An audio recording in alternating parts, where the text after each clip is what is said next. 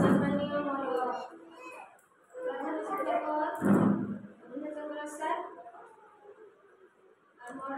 स्नेहर मोर छात्र छात्री आमे माने आज एठारे काहे उपस्थित अछंदी तुम समस्त को जणा जणा अछि कि नहीं अच्छा आज कोन रे दिवस बाहर जन्मदिन डॉक्टर सर्वपल्ली राधाकृष्ण का जन्मदिन तांकर जन्मदिन को आमे मन रखिया पई आज पालन करूछंदी टीचर्स डे कोन टीचर्स डे अच्छा हम मनकर प्रथम गुरु होचंती के मां जे हमकु जन्म देई थांदी माने हमकु दुनिया देखै थांदी हला द्वितीय गुरु के ना बापा जे हमकु संस्कार सिखाई थांदी तृतीय गुरु ये ना हमर शिक्षक हला तृतीय गुरु शिक्षक जे हमकु दुनिया रा माने परिचय देई थांदी के हमकु शिक्षक शिक्षयित्री सब परिचय देई थांदी ना नहीं हां अच्छा मु गोटे मंत्र बोलिबे तमे छेड़ाबो खाली ध्यान रे रहिबो हला ध्यानम मूलम गुरुमूर्ति पूजा मूलम गुरुपादम मंत्र मूलम गुरुवाक्यम मुख्य मूलम गुरुकृपा गुरुको नमणिव नर गुरु ही साक्षात ईश्वर बुझिले कि गुरु को केबे नमणिव नर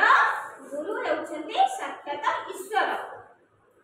डॉक्टर सर्वपल्ली राधाकृष्ण सेप्टेम्बर 5 तारिख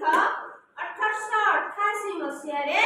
तमिलनाडु रे जन्म ग्रहण करथिले अर्थात तंकर जन्म तारिख कोन हैला ना 5/9/1888 मसिया हैला से जने महान शिक्षाविद थिले एवं दार्शनिक भी थिले हैला पिता का नाम सर्वपल्ली वीरस्वामी और माता का नाम सर्वपल्ली सीतामा हैला से भारतर प्रथम उपराष्ट्रपति थिले एवं द्वितीय राष्ट्रपति थिले बुझि पालो कि शिक्षा क्षेत्र रे सबुठारु बड़ अवदान देथिले शिक्षा को से सबुठारु बड़ अवदान देथिले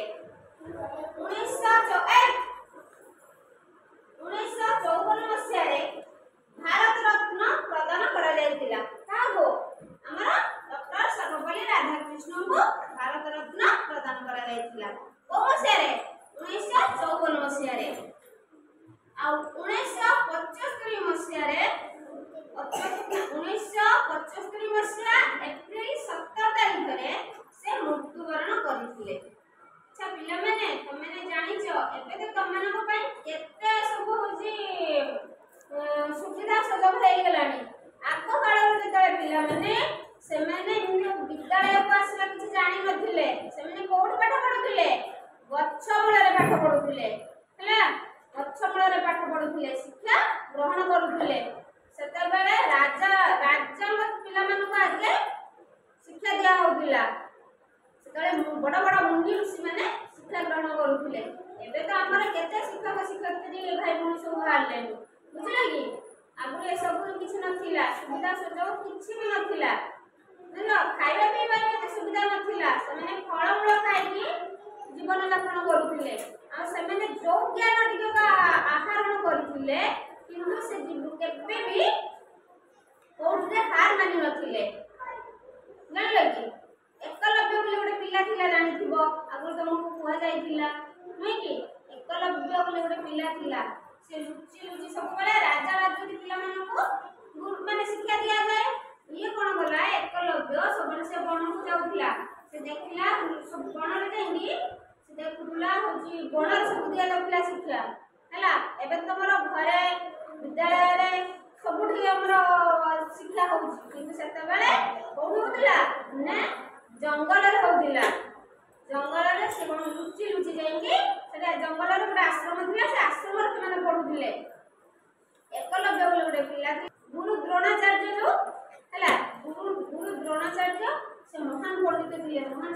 ଥିଲେ ହେଲା ସିଏ ହଉଛି ଶିକ୍ଷା ଦଉଥିଲେ ମୁନି ଋଷି ବୁଝିଲେ କି ସେ କଣ କଲେ ନା ରାଜାଙ୍କର ପିଲାମାନଙ୍କୁ ଶିକ୍ଷା ଦଉଥିଲେ କିନ୍ତୁ ଏ ଗରିବ ପିଲାମାନଙ୍କୁ ଶିକ୍ଷା ଦଉନଥିଲେ ଏକଲବ୍ୟ ବୋଲି ଗୋଟେ ପିଲା ସେ ଲୁଚି ଲୁଚି ଗୁରୁଙ୍କର ଶିକ୍ଷାକୁ ସେ ଦେଖୁଥିଲା କିନ୍ତୁ ତାକୁ କିଛି ଶୁଭୁନଥିଲା ସେ ଖାଲି ଲକ୍ଷ୍ୟ କରୁଥିଲା ସେଇଟାରୁ ସେ ଗୋଟେ ଗୁରୁଙ୍କର ମୂର୍ତ୍ତି ତିଆରି କଲା ତିଆରି କରିକି ସେ ସେଇଠୁ ଶିକ୍ଷା ଗ୍ରହଣ କଲା।